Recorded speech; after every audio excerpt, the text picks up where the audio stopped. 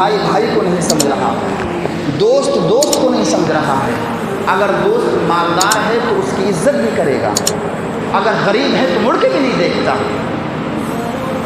تو یہ جو طرز زندگی ہے، طرز عمل ہے، یہ طرز زندگی، طرز عمل یہی ہمارے لیے خسارہ ہے۔ ہم اپنی زندگی کو، اپنی طرز عمل کو اس طریقے سے زندگی گزاریں اور مالک کی دہلیز پر لائیں، اس اللہ کی چوکھٹ پر لائیں، اللہ کے مقدس گھر میں حاضر ہو کر کے رب کی بارگاہ میں دعائیں کریں، گڑ گڑائیں، تو انشاءاللہ اللہ کی رحمت ضرور پکارے گی، اور اللہ تعالیٰ اپنی رحمت کاملہ سے دنیا اور آخرت دونوں جگہ میں عزت و آبرو کی حفاظت فرمائے گا، عزتیں بڑھائے گا، عزتیں دے گا۔ کب جب ہم اپنی آخرت کو سنوارنے کی کوشش کریں گے۔ اللہ رب العزت قرآن پاک کے اندر ارشاد فرماتا ہے، خلق الانسان علمہ البیان، اللہ نے انسان کو پیدا کیا۔ اللہ نے انسان کو کس چیز سے پیدا کیا؟ اگر آپ اس پر غور کریں گے کہ اللہ رب العزت جل مجدہ نے انسان کو کس چیز سے پیدا کیا، تو یہ کوئی بعید نہیں ہے، سب جانتے ہیں کہ آدم علیہ السلام کو ایک مٹی سے پیدا کیا، لیکن بعد کی تخلیق جو چلی تو اللہ نے انسان کو ایک نطفے سے پیدا کیا، ایک پانی سے پیدا کیا، پانی کے قطرے سے پیدا کیا۔ تو ایک پانی کے قطرے سے پیدا کیا ہوا انسان پھر متکبر، غرور کا پٹارا اپنے سر پر سوار لیے ہوئے ہمیشہ، تو یہ انسان کی تخلیق کے خلاف ہے۔ اللہ رب العزت جل مجدہ نے انسان کو ایک پانی کے قطرے سے پیدا کیا،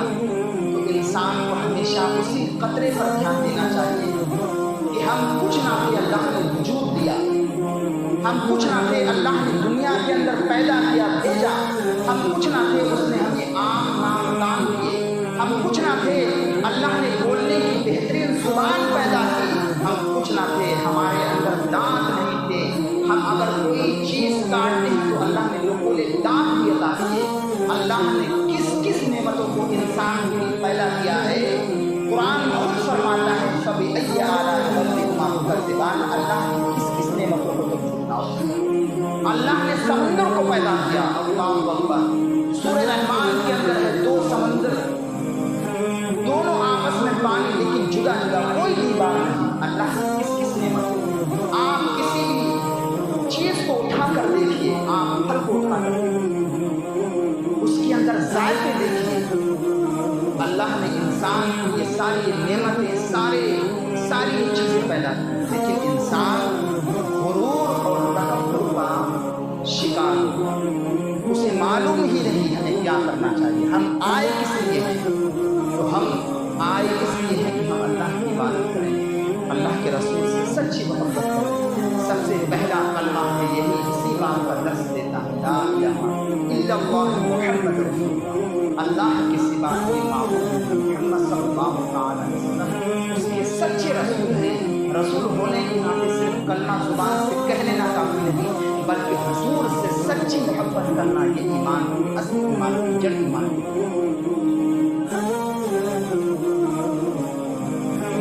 تو جب انسان اپنی تخلیق پر غور کرے گا تو تکبر نہیں کرے گا۔ آج کی میری گفتگو اسی غرور اور تکبر پر ہے کہ انسان کبھی اپنے حسن پر تکبر کرتا ہے، کبھی اپنی دولت پر تکبر کرتا ہے، کبھی اپنے شہر کے ہونے پر تکبر کرتا ہے، اور دوسرے پر روب جماتا ہے۔ تو کبھی کئی چیزوں پر انسان دنیا کے اندر تکبر کی شکار میں پھنس جاتا ہے۔ تو سب سے پہلے مال و دولت پر بھی، مال و دولت کی بنا پر بھی تکبر کرتا ہے، حسن و جمال کی بنا پر بھی تکبر کرتا ہے، اچھی صحت کی بنا پر بھی تکبر کرتا ہے، اور بچوں کی اچھی تربیت، ان کی کامیابی، اور کامیابی کے ساتھ ساتھ اچھی نوکری، اچھی کمائی پر بھی انسان غرور اور تکبر کا شکار ہو جاتا ہے۔ لیکن یاد رکھو، یہ اچھے حسن پر، اچھے مکان پر، اچھے کاروبار پر، معاشرے میں اگر اس کی عزت ہے تو اس عزت پر، یہ ساری چیزیں جو غرور اور تکبر انسان کے اندر پیدا کرتے ہیں، تو یہی انسان غرور اور تکبر کی بنا پر بہت زیادہ جا کر کے نیچے جا کر گرتا ہے۔ تو دنیا ہی میں انسان اس کا مزہ چکھ لیتا ہے، لیکن آخرت میں اللہ ایسے متکبرین کو جہنم کے اندر اوندھا گرا دے گا۔ کیسا گرا دے گا؟ اوندھا۔ اور سب سے بڑی بات یہ ہے کہ آج جمعے کا دن، بھیا تھوڑا اس کی اسپیڈ کم کر دو، بہت زیادہ قدر کر رہا ہے۔ جمعے کا دن ہوتا ہے، کم سے کم 8ویں دن ہم درس سننے آتے ہیں، تقریر سننے آتے ہیں، اس میں بھی لوگ کی طبیعت بہت کم، نہیں تو پہلے ایسا نہیں ہوتا تھا، پہلے لوگ طبیعت اور قول بھی ہے بزرگان دین کا کہ بڑے بڑے بزرگان دین نے بادشاہوں کو نصیحت کرتے ہوئے کہا، بادشاہوں نے کہا ہمیں نصیحت کریے، تو انہوں نے کہا اگر تو واقعی نیک بننا چاہتا ہے، نیک ہونا چاہتا ہے، تو صالحین کی حکایت کو پڑھ، ان کی صحبت میں بیٹھ، عالموں کی صحبت میں بیٹھ، ان کے تذکرے، بزرگان دین کے تذکرے سن، دین کی بات سن، تیرے اندر سے غرور اور تکبر کا یہ جو معاملہ ہے نکل جائے گا۔ لیکن اگر تو حکایتیں، بزرگان دین کے واقعات اور دین کا درس، دین کی باتیں نہیں سنے گا تو ایک دن متکبر ہو جائے گا۔ ایک عورت حضور ہی کے زمانے میں بڑی تلخ، اس کی زبان بہت تلخ، اور غرور اور تکبر میں، بولی میں سختی، جب بولتی ہے تو لوگوں کو کلیجہ چیر کے رکھ دیتی ہے۔ اور ایسی بھی دنیا کے اندر لوگ پائے جاتے ہیں کہ ایسا بولتے ہیں، ایسا بولتے ہیں کہ لوگوں کو کلیجہ چیر کے رکھ دیتے ہیں۔ تو پھر وہ اس کے بارے میں حضور کی بارگاہ میں جب یہ واقعہ بیان کیا گیا، یا رسول اللہ وہ پرہیزگار بھی ہے، نیکوکار بھی ہے، نمازی بھی ہے، لیکن سرکار نے کہا اگر اس کے اندر یہ عادتیں ہیں تو وہ عورت اچھی نہیں ہو سکتی۔ اگر وہ اپنے اندر اچھائی پیدا کرنا چاہتی ہے تو پھر وہ موت کو کثرت سے یاد کرے۔ جب موت کو یاد کرے گی، قبرستان کی وادی، قبرستان کی جانب رخ کرے گی، یا ان موت کا منظر ذہن میں رکھے گی، تو پھر وہ انسان یا کوئی عورت، مرد پھر تکبر نہیں کرے گی۔ تو یہ تکبر جو ہے وہ برائی کی جانب لے جانے والا ہے، اور تکبر کرنا حرام ہے۔ اور تکبر کی علامت یہ ہے، حضور نے یہ بھی علامت فرمائی ہے کہ تکبر جو ہے، غرور اور گھمنڈ جو ہے، کہ حضور نے ارشاد فرمایا متکبر کی علامت یہ ہے کہ وہ شخص تنہا نہیں جائے گا، تنہا جانا پسند نہیں کرے گا جب تک کسی کو ساتھ نہ لے لے۔ اور متکبرین، تکبر والا انسان یہ چاہتا ہے کہ لوگ میرے ارد گرد ہوں، لوگ میرے آمنے سامنے ہوں، پیچھے ہوں، جب میں جاؤں تو لوگ کھڑے ہو جائیں، اور جب میں بیٹھوں تو لوگ ارد گرد کھڑے رہیں۔ حضور نے ارشاد فرمایا کہ اگر کسی شخص کو دیکھنا ہو، اور حضرت علی کا بھی قول ہے اگر کسی جہنمی کو دیکھنا ہو تو اس شخص کو دیکھ لو جو یہ تصور کرتا ہو کہ لوگ میری تعظیم کریں، میرے لیے کھڑے ہو جائیں، مجھ کو آ کے سلام کریں، مجھ کو آ کے سلام کریں، تو سمجھ جاؤ آپ یہ تکبر کی علامت ہے۔ اور ایسا شخص دنیا کے اندر جو یہ تصور کرتا ہے کہ لوگ میری تعظیم کریں، میرے لیے کھڑے ہو جائیں، مجھے سلام کریں، میرے پاس آئیں، تو سمجھ لو وہ جہنمی شخص ہے، جہنم کی وادی میں اللہ قیامت کے دن اسے پھینک دے گا۔ لوگ عبادت پر بھی تکبر کر دیتے ہیں۔ آج کے جدید دور میں کیا ہے، اگر حاجی حج کر کے آئے گا، یہ بھی دیکھا گیا ہے کہ اگر حاجی حج کر کے آئے گا، اور حج کرنے کے معاملے میں تو آپ کو معلوم ہے کہ جب حاجی حج کرتا ہے تو گناہوں سے ایسے پاک صاف ہو جاتا ہے جیسے آج ہی اپنی ماں کے پیٹ سے پیدا ہوا ہے کہ نہیں؟ لیکن اب اس کا عمل اگر نمازی ہے، پرہیزگار ہے، وہی عمل اس کا جاری رہا تب تو بہتر ہے، لیکن عمل اس کا اس کے خلاف ہوا تو خسارہ ہی خسارہ ہے۔ نماز کی کوئی پابندی نہیں، شریعت کی کوئی پابندی نہیں، داڑھی اس نے کٹانا شروع کر دی، سنتوں پر عمل کرنا چھوڑ دیا ہے، اور پھر وہ یہ تصور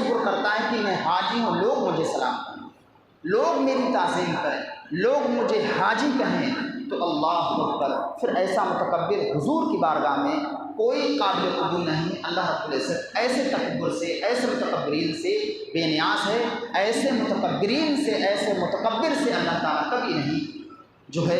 راضی رہے گا۔ تو اللہ کو راضی کرنے کے لیے اگر حاجی حج کرنے جائے تو ہمیشہ اللہ رب العزت جل مخصوص جو ہے عبادت کرتا رہے، حضور سے سچی محبت کرے، اور حاجی حج کرنے کے بعد یہ تصور ہی نہ کرے کہ میں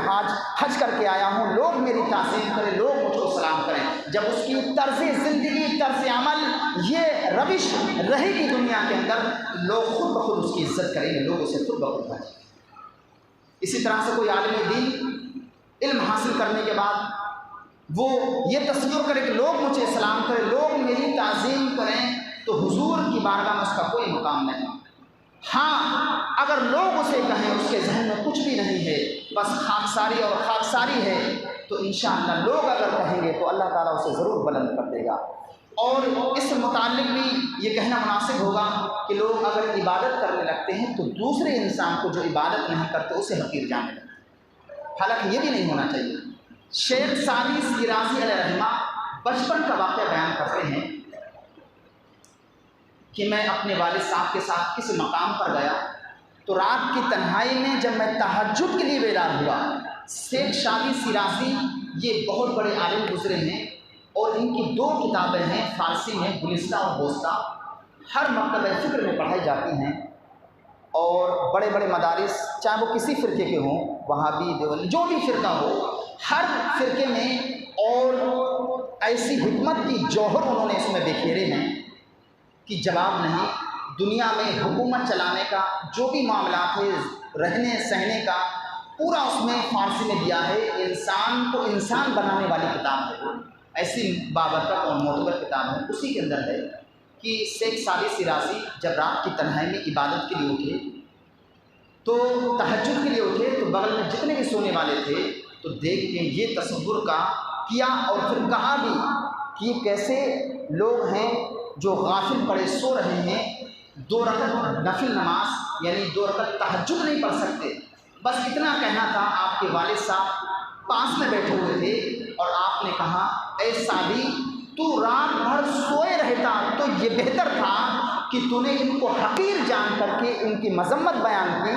اور تو نے اپنی عبادت کو ان کی عبادت سے افضل جانا، اور اپنی عبادت سے ان کی عبادت کو حقیر جانا۔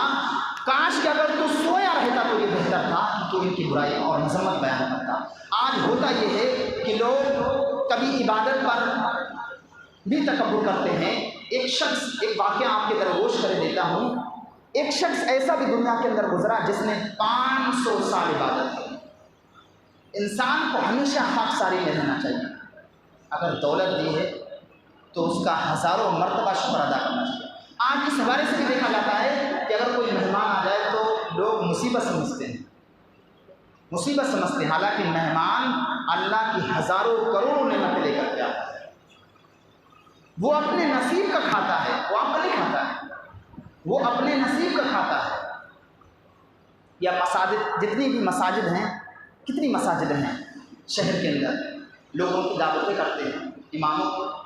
یا امام کا جو کھانا کھلاتے ہیں، تو اللہ رب العزت کا کرم ہے اس مہمان پر، وہ کروڑوں نعمتیں لے کر کے آتا ہے، لیکن اس نے زحمت سمجھی تو وہ نعمتیں اللہ اٹھا لیتا ہے۔ اور ایک بات، پھر وہ تو اپنے نصیب کا کھانے آیا ہے، اور آپ کو اگر اللہ اس بات کا حکم دے کہ وہ تو اپنے نصیب کا کھانا آیا تھا، لیکن تو نے اعتراض کیا، تو نے زحمت سمجھی، لے اب اس کے نصیب کا لے کر جا، وہ تیرا لقمہ تیرے نصیب کا ہے ہی نہیں، وہ لقمہ وہ کھانا تیرے نصیب کا ہے ہی نہیں، جا وہ فلاں شہر میں رہتا اس کا پہنچا کر دیا۔ اللہ اکبر، انسان مشقت میں پڑ جائے گا۔